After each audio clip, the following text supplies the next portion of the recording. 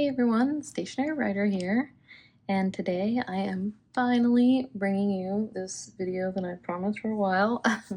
I call it Struggling to Use a Planner, Try Planner Lite.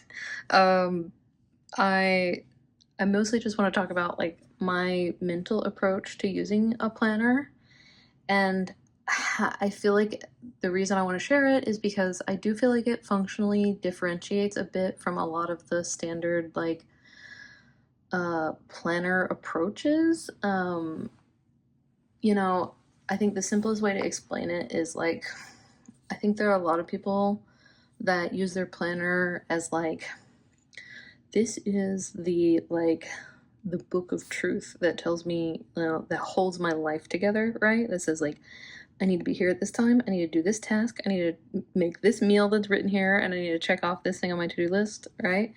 And so I think that's the like, at least in American culture, that feels like the contemporary like concept of what a planner should be. Um, I approach it a little bit differently, and so that's what I want to talk about today. The term Planner Lite is just what like I mentally started calling it in my mind, because I just can't like, I would like look at like functional planning because I was always like, oh, I don't know what to like, how do I get my life together? And it would be like, oh, functional planning, right? But that's still not it for me. So for me, Planner Lite is a hybrid system that aims to make use of the strengths of analog and digital, the strengths that they each have, to help you stay organized and to reach your goals to some extent, but also to be more mindful of your life and how you're spending your time. So I would say like I do come from a bullet journal background, like, and I kind of progressed to where I'm at here. So I do think it pulls some of those strings in some ways, but it's way less like get things done oriented. And it leans way more into like mindfulness and awareness of how time is spent. Also, again, it's very hybrid, so it doesn't require like drawing spreads or like a ton of creativity or, again, for me, bullet journal is always like I'm spending too much time like creating frameworks. Like I just need to have space. So it kind of combines some flexibility with structure.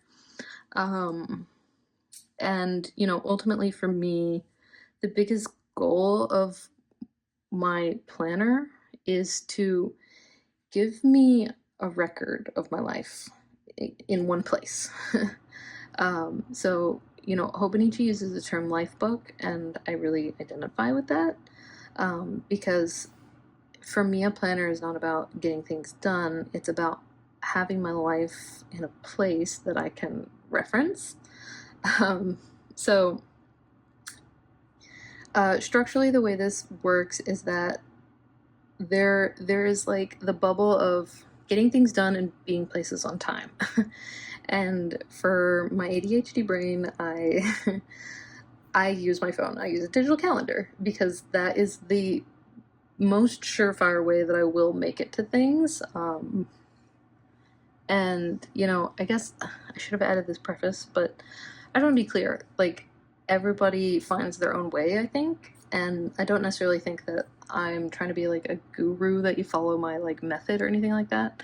I just want to share the way I've adapted a planner to fit my needs, and hopefully it will provide you with new ways of thinking about your planner, or give you ideas on ways you can tune your system a little bit differently depending on what you need. So I just want to add that disclaimer because, again, I'm not going to write like a Planner Lite method book or anything like that. But this is definitely just me sharing like things that have worked for me. And if your brain works similarly, they might work for you, or if you have similar goals. So anyway, for me, the strength of digital is, so many appointments are just made digitally already. Like, you get automatic appointments for doctors or dentists, or they send you emails and it goes straight to your digital calendar, or you get invites for things. Like, those things are those structures are happening so easily already, and most of us are kind of used to using them. So I found it too laborious to try and like make that exist in an analog notebook. Especially because it's like if something cancels or changes, it's a total pain in the butt to move or to cover up or to, you know, move somewhere else and draw, like scratch it out and stuff like that. So I just felt like that wasn't really serving me to be doing that in a planner. So, you know, again, the strengths of digital is, you know, keep your appointments, keep your calendar where you need to be, get there on time, like this kind of things.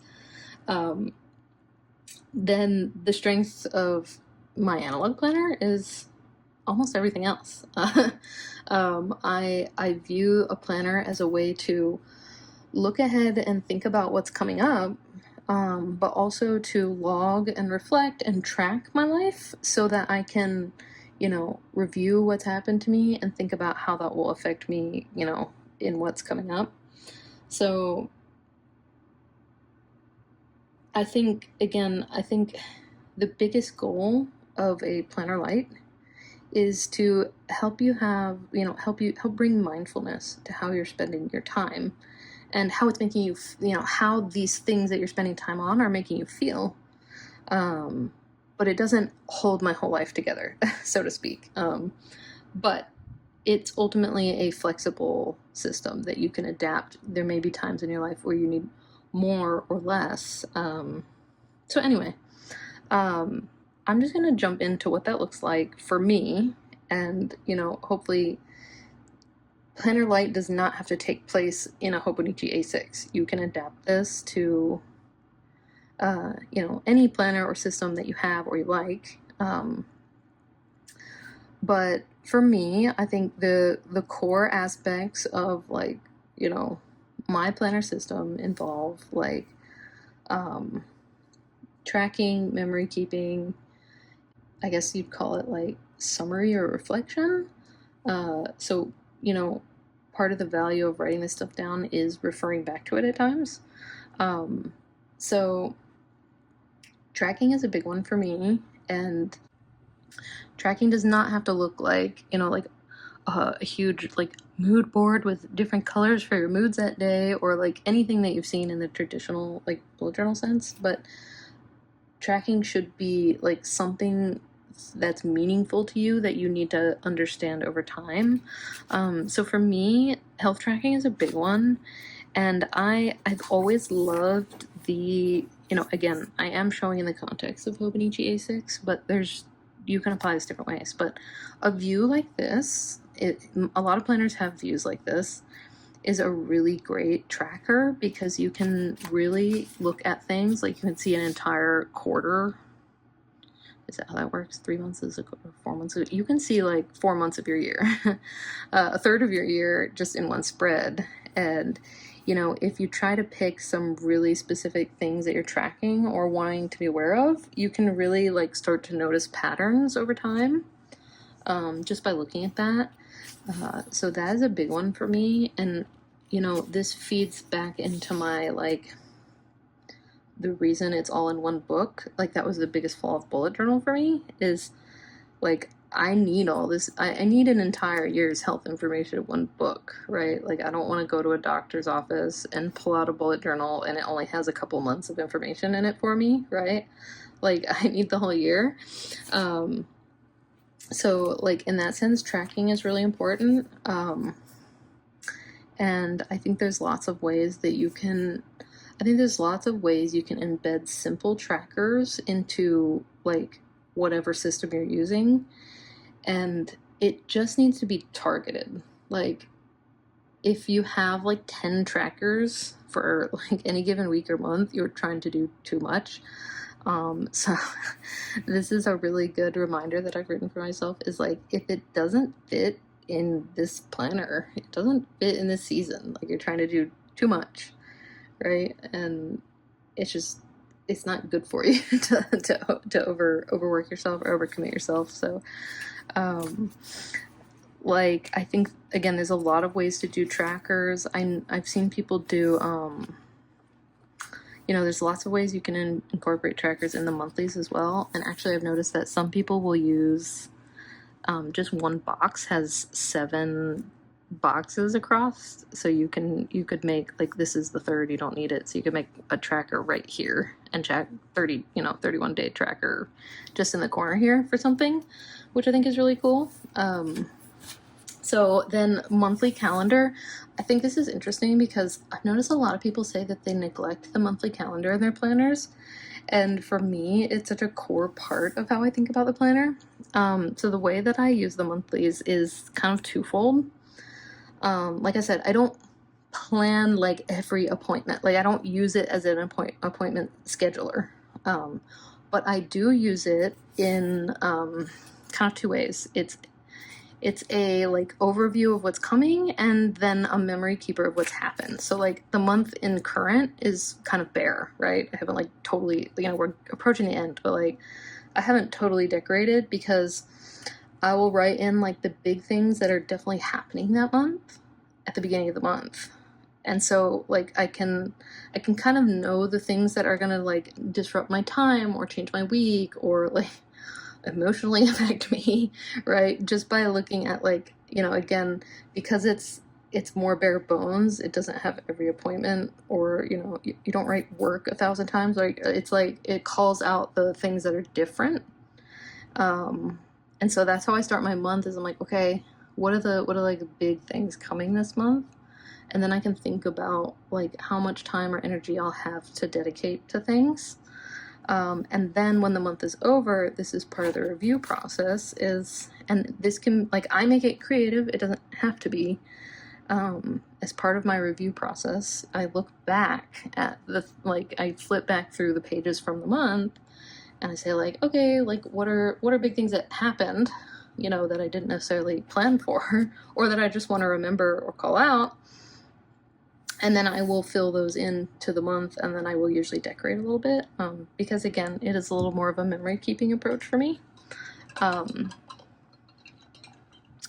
So in that sense, the months are like really important to me. And I really do find that looking back through monthlies is very enjoyable because it gives you a very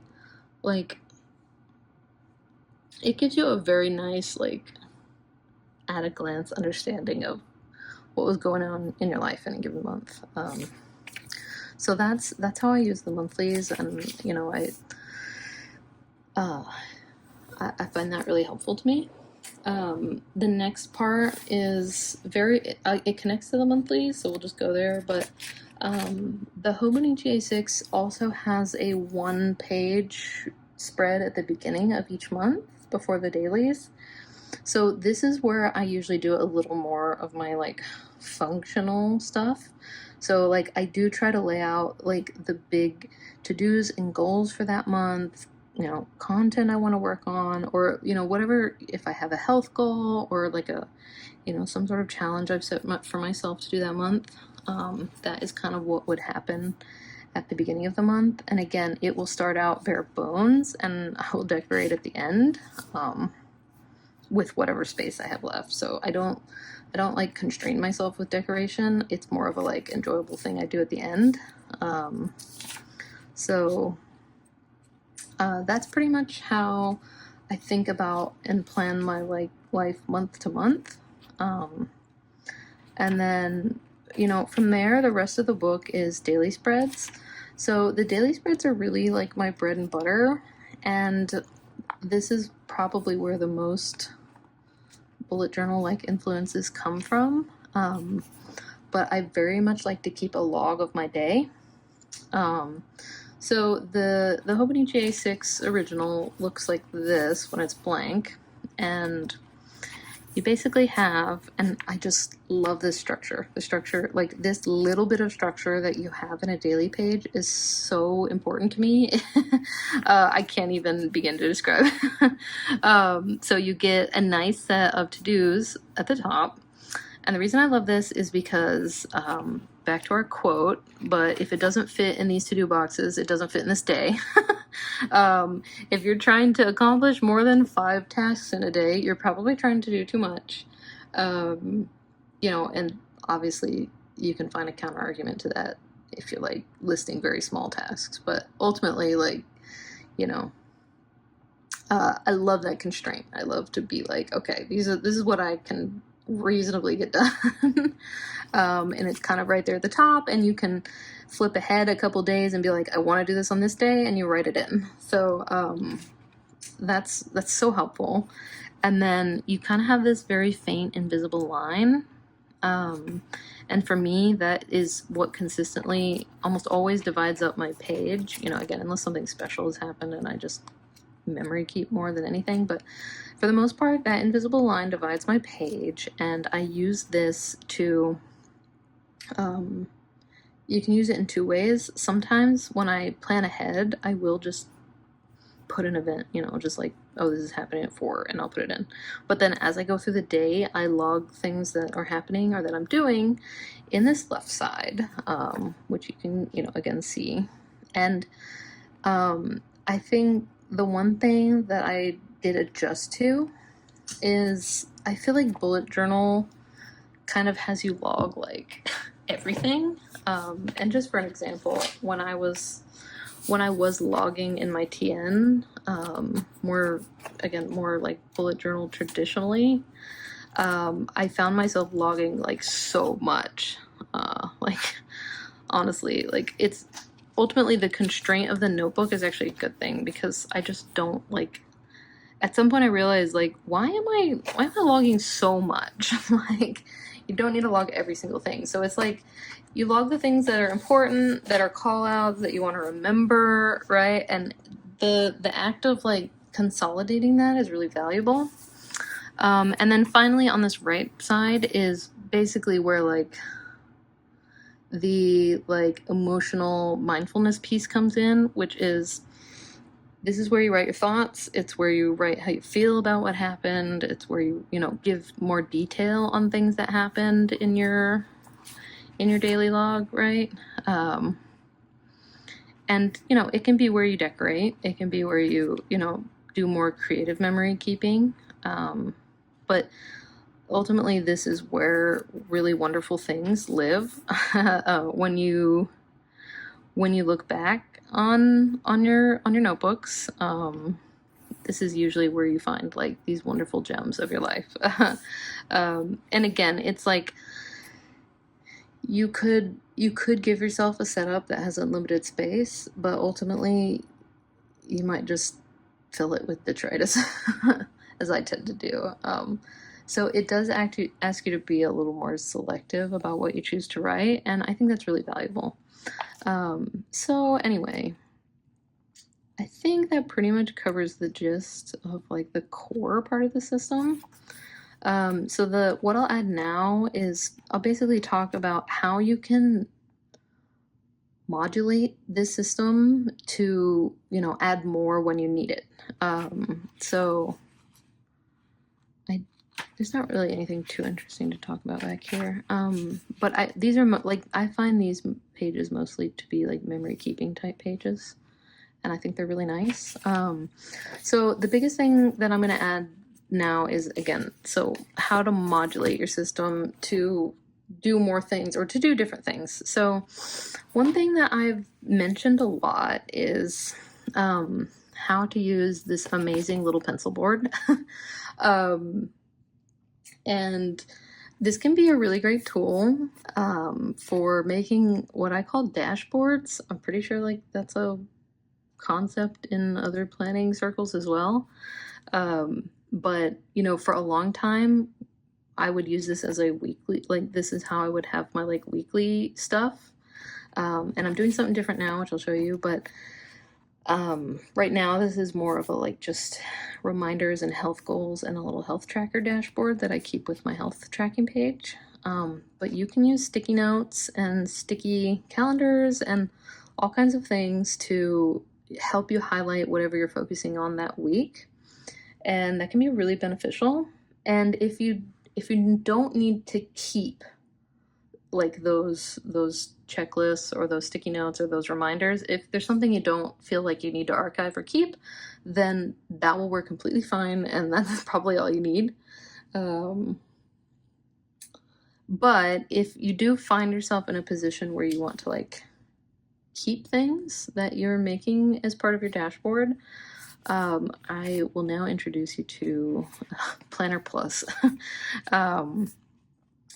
Again, I know this is very like notebook or system specific, but you can adapt this in many different ways to other systems. But for me, I've added the really thin little memo books that Hobonichi makes to the back of my book, and you get about 50 pages of grid TRP. And this is where all of my like flexibility comes in. So if I feel like I need a weekly, I'll draw it. If I feel like I need a bigger monthly tracker, I draw it. If I have notes about something, I write them. If I need to make lists, I make them. And this little notebook is a really great addition. It adds a lot of functionality in a really simple way. And it fits like, it fits so perfectly because it's not like, it's just a little smaller than A6 size. So it fits right in the back, almost like an extension to the A6, which is really nice, and you can just flip open to it. But because it slides in and out so easily and it's a nice little compact form, another thing I found really beneficial is that it can actually just sit right on top nicely, or like if you want to have your weekly alongside your daily, you can do that really easily. So, you know, this gives you all that flexibility of a blank bullet journal with the structure of your year in one book. And I just find that really useful because, you know, I don't think like I really need to, I don't necessarily need to keep all of my weeklies, but to know that I could look back on them if I need to for any information is really handy compared to like the, you know, the sticky note dashboards. And it just depends. Like I don't draw a weekly every week. It's just if I feel like I need it. And then just one last tip for, you know, basically this is my advice, is when you feel like a system is not working, try to add one small thing to it. One other idea or concept I was going to share with you is, again, in the line of, you know, just adding small things where you can. This is kind of in the vein of like dashboards, but I found myself, you know, again, feeling like I needed a little more space, or a little, you know, weekly views, or a little more planning space within the system. And one cool thing that I found out is, and maybe most people know this, I don't know, but I did not know this. If you take an A5 piece of paper, like these A5 Midori memo pads, if you fold an A5 sheet of paper in half, it's A6. So I did not know that, but so I was taking these A5 Midori sheets and folding them half, and basically that was before I started doing this, but you know, again, I would make little dashboards and little helper sheets or routine sheets or task sheets, like whatever I felt like I needed at the time. These would stick so nicely, like, you know, either just bookmarked whatever day I'm on, or you can stick them in the front. But you know, I found doing that like really gave me a little more space. It is similar in vein as this concept that I came to, but if you don't want to add a whole notebook or whatever, this is an option, and it's you know, somewhere in the middle of the sticky notes and the notebook in terms of permanence. Like you can definitely hang on to these and keep these if you need to, and toss out the ones you don't want. And again, if you're going for, if you want to keep a slimmer profile and not bulk things up, just adding, you know, one sheet in can really be helpful. So I think that's a really fun thing that you can do. You know, you could draw weekly, or you can just use, if you just have a custom, you know, if you have something personal that you're working on, you can make whatever you need to do. So that's a really good use for the like A5 sheets. And then, you know, again, in a similar vein, you can, you know, print things. You know, it just sounds so simple to say, but like when you get, like for me, especially when I get caught up in like, you know, I need a system that has everything for me, right? It's like you're never gonna find that, to be honest, because your needs will shift. And so if you can get a little bit scrappy, a little bit creative, and like try to layer things in that you need when you need them, you can make any system work for yourself for the most part. So, a very similar thing is like I would occasionally make printables and just tape them up front here. I kind of have a routine one here right now. Like, there's a lot of flexibility with what you can put right in this front page for yourself to look at. So, and again, or you could tape it, you could easily tape it to your pencil board. So, these are just some of the ways that I have found to expand that system. And, I think, again, there's probably way more things you could do. There's a million cute sticky notes in this world, which is how I got swept up in the dashboard thing to begin with. I was like, oh, I gotta use all these cute sticky notes. So, again, try and push yourself to just be a little creative or think outside the box a little bit of like, instead of thinking like, I have a need right now, that means I need to change my planner. Try and think like, what is the need that I have right now? And like, how can I add something to meet that need? And I would say that's like one of the biggest spirits of, Planner Lite, is to encourage you to think that way and use what you have to meet your needs in the moment. Because, that's kind of what I've discovered in all my years of planner hopping, or like trying different planners and stuff like that, is that there's no one planner that's going to meet your needs all of the time. I just don't think it exists, because our lives can shift and change, our needs can shift and change, what feels important to us will shift and change just throughout a year. So, I think for me, settling into something that, the A6 has always felt like a stable home for my thoughts, and saying like, how I know that I want my thoughts to live in this book and be here to look back on. And then if I need support in other ways throughout that time, what can I add to it to give me that? Was just such a big shift in how I think about a planner. And I know that I feel like there'll be people that watch this and be like, yeah, but you're just journaling, or it's just journaling, right? And I don't think I don't think that's what I've shown here, but if you do feel that way, that's okay, because again, this is not a get things done planner system. This is a like it's a companion for your life kind of notebook. So, for me, it does hold things that I want to accomplish. It does hold goals. It does hold rhythms and routines to help me meet those goals. But no, it doesn't hold like every minutia of advanced planning for my life. And so, I mean, that's why I call it Planner Lite, because, it is a planner a little bit, but mostly it's a life book. So, I hope that some of these ideas and concepts can help you in thinking about your planner. If you're feeling planner restlessness, I hope it can help you solidify like where you're at and, what you should do about that. Because at the end of the day, I think you should follow the joy that you feel from a notebook. Like, if you have a particular notebook that brings you a lot of joy, or you just gravitate towards, I think, like, I would ultimately tell you to follow that joy and then adapt within that. Because I think, especially for my Sterling ink experiment, I'm like, I'm not going to be pushed to use something that doesn't feel joyful to use for me. And so, that could be like a duh moment for, I don't know, like, I don't know how that lands with everyone, but, so yeah, that is Planner Lite. That is how I conceptualize a planner. And I really hope that something here is helpful to people, especially people that are like, I don't know how to use a planner. I'm not a planner person, right?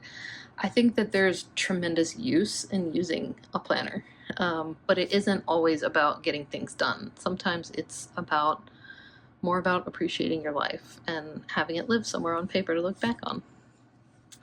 So, that's the end of this video, and I'm so looking forward to Hobonichi reveal season right around the corner, so you can look forward to me talking about that constantly.